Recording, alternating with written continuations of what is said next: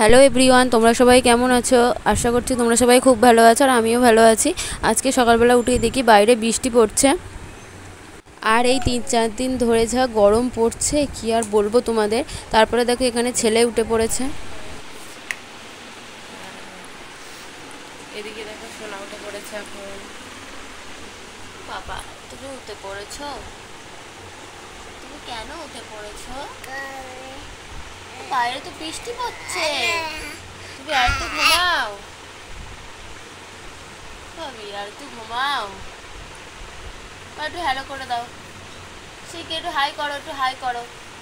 তো দেখি একটু হাই করো, একটু হাই করো। হ্যাঁ হাই করো, একটু হাই করো,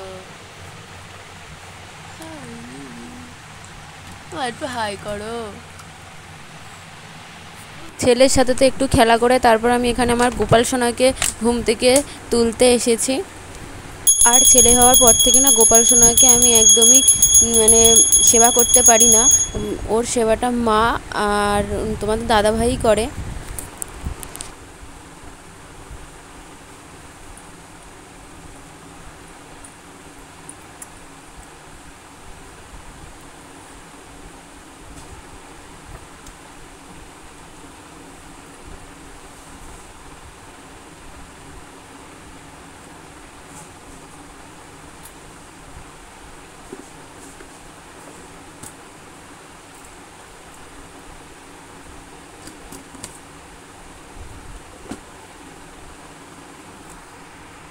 তো ছেলেকে এবার ভিজে রুমাল দিয়ে মুখটা ভালো করে মুছিয়ে দিচ্ছে, কিন্তু ও তো মোছাতেই দেবে না। এত দুষ্টু হয়েছে তোমাদেরকে কি বলবো, শুধু চলে যাচ্ছে পালিয়ে পালিয়ে।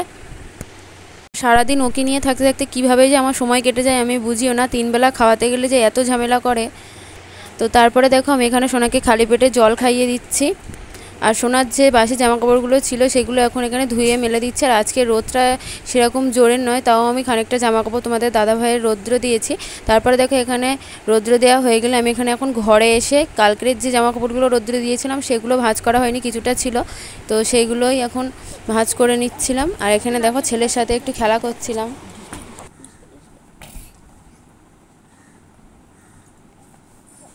অনেকটা বেলা হয়ে গিয়েছিলো, তাই আমি ছেলেকে ঘুম পাড়িয়ে দিয়ে ফটাফট করে এখানে চান করতে চলে গিয়েছিলাম। কারণ ছেলে ঘুম থেকে উঠলে না এখন করে নিজে একা নামতে চেষ্টা করে, তার জন্যে।